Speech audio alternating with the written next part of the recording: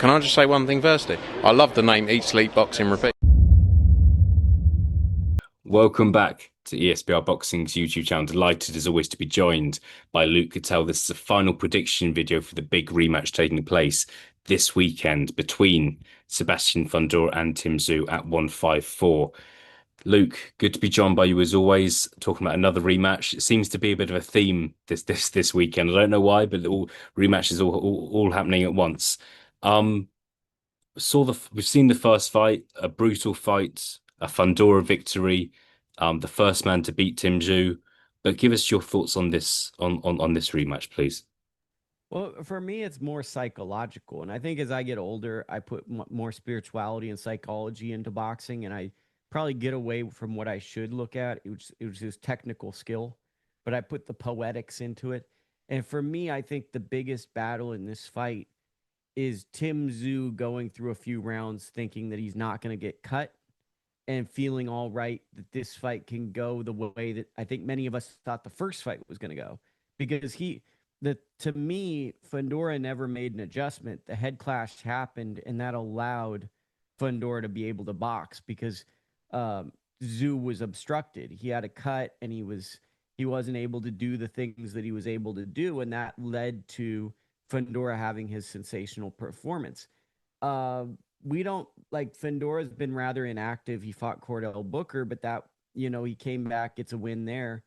Tszyu's fought twice. That Beckram, I'm saying everything everyone already knows, by the way, too. So people are yawning. They're like, we already know this. But the Beckram fight, when he took that punishment in that fight, that was a confidence derailer. So to me, this fight is just as much about because if we're going technical skills, Tszyu has more skill. It's just, can you solve a bigger guy who hits really hard? And to me, the big thing is psychologically, because he's going to land some punches. More than likely, there's going to be a cut.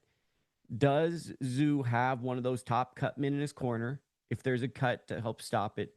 And two, mentally, is he able to go, okay, I got it this time, or does he go, not again? Not again. Another grueling fight. This is just, and we're not going to know. I know mentally leading up to the fight, he knows that he can do it. But when you take that damage, sometimes your body makes decisions for you, even though your mind wants to make another decision. So for me, the story is, how does Tszyu respond to the adversity that might occur in this fight? And that's going to be the fight. Do you think this is a good idea for Tszyu to be taking this fight, Luke? In terms of lost against Fundora, which is okay, fighters lose. It was a brutal fight. Why he fought Murtazaliev next, I don't know, but that was another brutal fight. Then has kind of a comeback fight. Do you think he should be taking this fight, or do you think he should be having more of a rebuilding job? What are your thoughts? Does anyone really think that he should be taking this fight besides his team? Like, honestly, like, I think that a lot of people that are reasonable are looking and going, I think the guy's taking some damage, and he's going back into a fight that caused a lot of damage. So I appreciate Tim because I think he has a warrior spirit and he really wants to make the best fights. He reminds me of Virgil Ortiz, right? Where it's like Virgil Ortiz is this guy that doesn't get the credit he deserves for wanting to make the best fights. I think Tszyu is very much similar to him, where he just wants to make the best fights he can. And in this instance, his love of taking on good challenges might be shortening his career, because I think that he's someone that wants those fights that get him excited, where he doesn't know if he'll win or lose. So he'll tell us on Saturday whether he wins or loses based on, or it's a good idea. But for me, just as a human being, I don't love him coming back from that Beckram fight this quick. Like, I didn't love him coming back for Joey Spencer. I don't love this being his second fight. That was a brutal, brutal fight that was honestly not very competitive. And he was coming off of a fight with Fundora where he lost a lot of blood, where maybe I'm wrong for this and you tell me what you think. When a guy loses that much blood, I almost look at it as a knockout.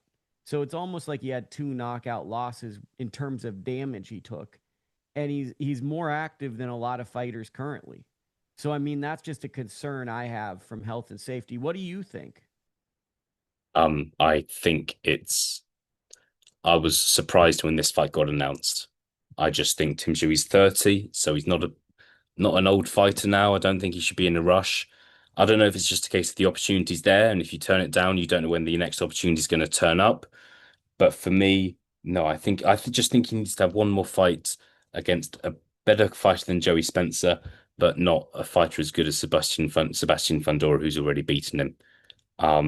We'll see. Look, I'm going to ask you for your prediction, but my prediction is Fundora to win this fight, and I think Fundora could stop Tszyu. I just think it's not the right fight for Tszyu, and I think Fundora hasn't been too active, but it feels like for whatever reason he's got a fair amount of momentum at the moment. Look, I'm never going to criticize a fighter for taking good fights because we've had too many years of the most interesting fighters giving us uh, serviceable but not the fights we want to see fights. I really appreciate Tim's giving us the fights that are very interesting and competitive.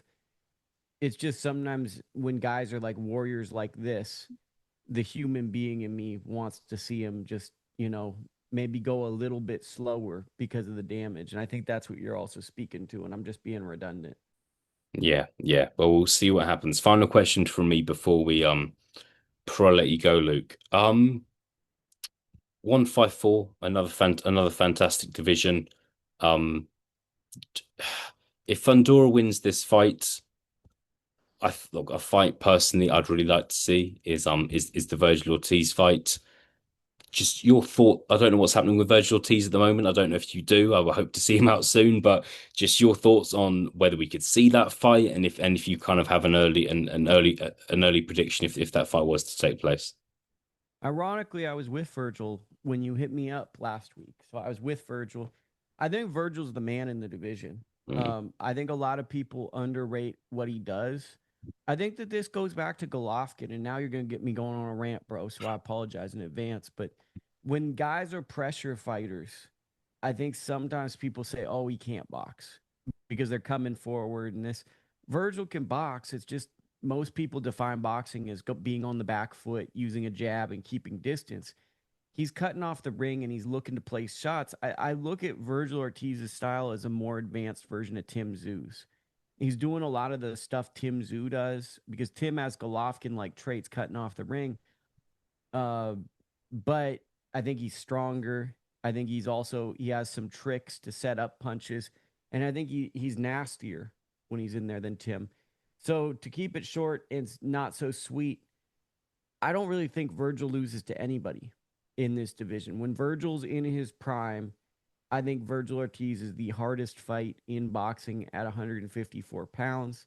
The only person I think that's neck and neck with him currently is Jerome Boots Ennis, and that's the fight. Like Virgil told me, it has to happen. That's the fight that has to happen is him and Boots because it's two different styles. You got a guy who's a counter puncher, reflexes, versus a guy who's a will fighter, pressure.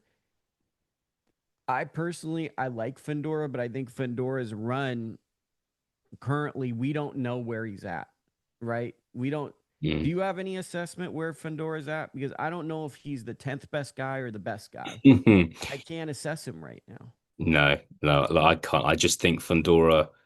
I don't know about where you are, but I just think Fundora was seen by some as a bit of a novelty act because of his physique.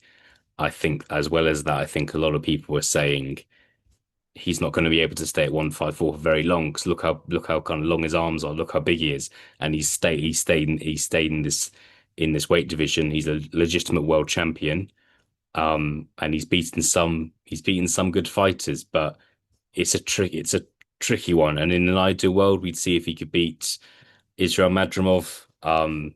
I don't know, Murtaz Aliyev, of course, but I don't know. I wouldn't. It would be a struggle to predict those fights, but I'm going to predict him to win this fight. Yeah, and I don't think this is going to be as clean as people think. Like, I'm going to favor Fundora in this. I wouldn't be shocked if Tim Tszyu wins it, but I think a lot of people think Fundora is going to run away with it because of the damage to Tszyu. I think this fight's going to be very close. I think Tim's working on stuff. It's going to be closer than people think, but you know, I guess the thing is like with Fundora, who did he fight like around 2021 where where it was like a competitive fight, and I think the guy had fought Errol Spence. Was it Carlos Ocampo? Mm. And it wasn't an exciting fight, but it was exciting to get a TV fight, and the fight wasn't great. And it's like, maybe it's wrong of me when guys are on the way up to remember fights like that, but to see Brian Mendoza, a solid fighter, but a guy who's had trouble against so far the next level guy like a Sarai Boachuk, stop him, and then to have a fight with Carlos Ocampo where he's getting hit with clean shots, it kind of makes me wonder how he can hold that spot against all the top tier guys. And he's on a good run, but I still have some questions about how sustainable his spot is right now. Right. Well, we'll leave it there. We'll leave it there. Looking forward to this one. Hopefully we get another entertaining fight, maybe less blood this time, but we'll see what happens. Luke, thank you for your time, and I'll speak to you again soon.